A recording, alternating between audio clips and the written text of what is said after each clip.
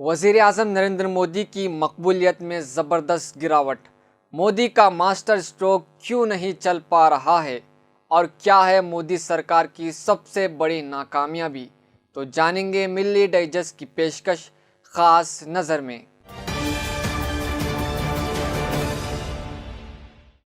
हाल ही में India today ने भारत के लोगों की राय जानने के लिए मूड ऑफ द नेशन के नाम से सर्वे किया। इस सर्वे में पूछा गया था कि भारत के लिए अगला वज़ीर आज़म कौन होना चाहिए।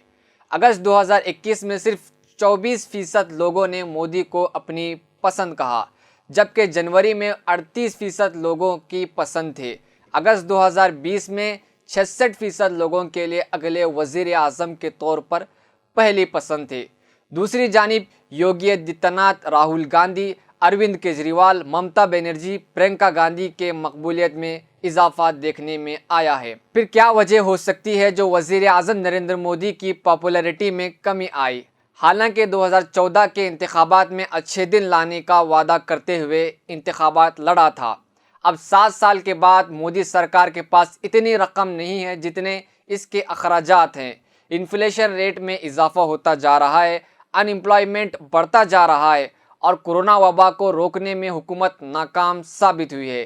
किसान कई महीनों से एहतजाज कर रहे हैं जिनकी मांगें पूरी नहीं हो रही है और नोटबंदी से आम आदमी को कई दिक्कतों का सामना करना पड़ा।